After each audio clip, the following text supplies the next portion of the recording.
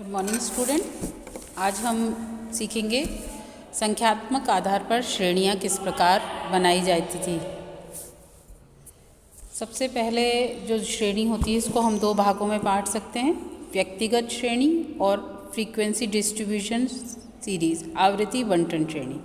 आवृत्ति बंटन श्रेणी को फिर हम दो भागों में बांट सकते हैं, खंडित श्रेणी और अखंडित या सतत श्रेणी, जिसे कंटिन्यूस सीरीज भी कहते हैं। आवृत्ति इस प्रकार आवृत्ति के जो प्रकार हैं, काइंड्स ऑफ फ्रीक्वेंसी डिस्ट्रीब्यूशन कितना हो गया। पहला व्यक्तिगत श्रेणी इंडिविजुअल सीरीज, दूसरा खंडित श्रेणी और तीसरा अखंडित या सतत श्रेणी कंटिन्यूस सीरीज। ठीक है, इसमें जैसे फर्स्ट हम व्यक्तिगत श्रेणी को अगर समझे इंडिविजुअल सीरीज में, तो इसमें क्या होता है, प्रत्येक मद या इकाई मूल्य को अलग अलग लिखा जाता है। जैसे कोई फॉर एग्जांपल कोई कारखाना है, वहाँ पे 50 मजदूर काम करते हैं, 50 श्रमिकों की आय व्यक्तिगत रूप से अलग अलग लिखी जाएगी। या कोई क्लास है उसमें 20 स्टूडेंट हैं, तो उनका जो व्यक्तिगत विवरण है वो अलग अलग लिखा जाएगा। उस प्रकार से हम इस जैसे और या कोई उनके अगर हम मार्क्स को ले लें कि कोई 20 स्टूडेंट हैं तो रोल नंबर 1 के 12 आए हैं, रोल नंबर 2 के 19 आए हैं। इस तरह से हम व्यक्तिगत श्रेणी में व्यक्तिगत ही उनको नंबर अलॉट करते हैं। यानी कि अनेक सांख्यिकी मापों की गणना करने हेतु व्यक्तिगत पद मूल्यों को क्रमबद्ध करना आवश्यक है। इसे हम एरी कहते हैं। एक श्रेणी के चढ़ते हुए क्रम को असेंडिंग ऑर्डर, ये और अवरोही क्रम को डिसेंडिंग ऑर्डर। ये तो आप लोग सब जानते हैं असेंडिंग और डिसेंडिंग क्या होता है, इसको ज़्यादा समझाने की ज़रूरत नहीं है। अगर आपको मार्क्स दे दिए जाएँ और रोल नंबर हो तो आप उनके अनुसार अरेंज कर देंगे कि ये असेंडिंग ऑर्डर में अरेंज कर देंगे या डिसेंडिंग ऑर्डर में अरेंज कर देंगे, तो ये कोई ख़ास चीज़ इसके अंतर्गत नहीं है। दूसरा है खंडित या डिस्क्रीट और डिसकंटिन्यूस सीरीज़। इसके अंतर्गत क्या होता है कि एक खंडित श्रेणी वह है जिसमें व्यक्तिगत मूल्य एक दूसरे से निश्चित मात्रा में भिन्न होते हैं। ठीक है, यहाँ मतलब जैसे कि रनों की संख्या किसी एक के कुछ हैं, किसी एक के कुछ हैं, कमरों की संख्या है, फैमिली में बच्चों की संख्या है, फूलों की पंखुड़ियों की संख्या है, तो सब एक दूसरे से क्या है कि अलग अलग होता है।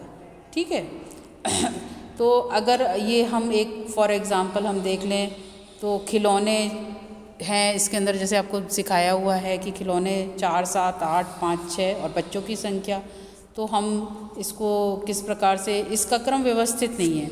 व्यवस्थित क्रम निम्न प्रकार से होगा 4, 1, 5, 7, 6, मतलब हमने खिलौनों को क्रम में लगा दिया 4, 5, 6, 7, 8। और फिर बच्चों की संख्या तो अलग अलग हो सकती है, उनका फ्रीक्वेंसी डिस्ट्रीब्यूशन अलग अलग हो सकता है। व्यक्तिगत श्रेणी को खंडित श्रेणी में बदलना, यदि प्रत्येक इकाई के अलग अलग मूल्य दिए हों तो सर्वप्रथम मूल्यों को इस प्रकार छांटते कि कोई भी मूल्य छूट ना जाए और कोई भी मूल्य दोबारा ना आ जाए। इसके बाद प्रत्येक मूल्य के आधार पर टैली बार्स अंकित की जाती है, जैसे कि निम्न उदाहरण से स्पष्ट है। अब ये हमको एक दे रखा है, आप देख रहे हो, आप लोग देख रहे हो ना, एग्जाम्पल नंबर 3 है। इसके अंदर ये दे रखा है, निम्न समांकों से एक खंडित श्रेणी बनाइए। इससे खूब सारे नंबर्स दे रखे हैं हमको, ठीक है, साइज़ दे रखे हैं। Prepare a discrete series from the following data, खूब सारे नंबर हैं। ठीक है, इसको हम डिस्क्रीट सीरीज़ कैसे बनाएंगे, मतलब अब इन जो पूरे नंबर हैं इनमें 2 कितनी बार आया है, 4 कितनी बार आया है, 5 कितनी बार आया है, 6 कितनी बार आया है। अगर हम ऐसे उंगलियों पे गिनेंगे या ऐसे, ये तो एक छोटा उदाहरण है, तो हम गिन नहीं सकेंगे। इसके लिए हमें क्या करनी पड़ती है, हमें टैली बार्स खींचनी होती हैं, 1, 2, 3, 4 और 4 के बाद 5वां जो है उसको हम डायगोनल वे में कट करते हैं। ठीक है, तो अब आप इस एग्जाम्पल को देख लीजिए। अब आप अपने आप खुद भी कर सकते हैं कि देखो 2 नंबर कितनी बार आया है, 2 बार आया है, तो इसकी फ्रीक्वेंसी 2 है। 4 नंबर 3 बार आया है, तो इसकी फ्रीक्वेंसी हमने टैली बार खींच ली। 4 आप देखोगे तो आपने एक डंडी खींच ली, फिर दूसरी खींची, फिर तीसरी खींची, तो इस प्रकार से ये 3 बार आया है। 16वें पॉइंट पे आप देखिए 5 बार है, तो हमने टैली बार्स इसमें क्रॉस हो जाएगा। ऐसे फिर हमारे क्रॉस करके जो टैली बार्स के बंच बनेंगे उससे हम टोटल काउंटिंग कर सकते हैं। इसे हम क्या कहते हैं, व्यक्तिगत श्रेणी को खंडित श्रेणी में बदलना, डिस्क्रीट सीरीज। ठीक है, इसके बाद नेक्स्ट है आपका अखंडित या अविच्छिन्न या सतत श्रेणी। जब समग्र में मदों की संख्या बहुत अधिक होती है तथा समग्र के मदों के मूल्य के माप गणितीय शुद्धता के साथ निर्धारित करने के योग्य नहीं होते, तो समग्र माने आप जानते हो एक यूनिवर्स होता है, उसमें से हम कुछ नंबर्स लेते हैं। इकाइयाँ उपसाधन के द्वारा मापी जाती हैं, उन्हें वर्ग सीमाओं में रखा जाता है कि भाई 0 से 10 ये है, 10 से 20 ये है।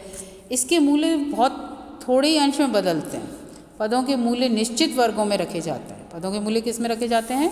पदों के मूल्य निश्चित वर्गों में रखे जाते हैं, जिससे उनकी निरंतरता बनी रहती है। अतः प्रत्येक मूल्य के पद को किसी न किसी वर्ग में अवश्य स्थान प्राप्त होता है। अर्थात वर्गांतर के अनुसार वर्गीकरण फ्रीक्वेंसियाँ ज्ञात की जाती हैं, जैसे आय, वजन, लंबाई, उत्पादन आदि को प्रदर्शित करने वाली श्रेणियाँ इस प्रकार होती हैं।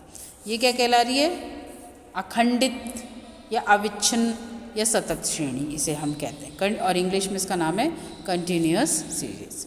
अब आप ये देखिए, इसके अंदर एक एग्जांपल दिया गया है। दैनिक मजदूरी दे रखी है, 10 से 20 श्रमिकों की संख्या है 8, 20 से 30 11, 30 से 40 में 9 है, 40 से 50 में 6 हैं और 50 से 60 में 10 हैं। वर्गांतर, अब जो हम वर्गांतर बनाते हैं उसकी भी कुछ विधियाँ हैं। वर्गांतर बनाने की निम्न 2 विधियाँ हैं। कौन कौन सी हैं? अपवर्जी श्रेणी और समावेशी श्रेणी। ठीक है।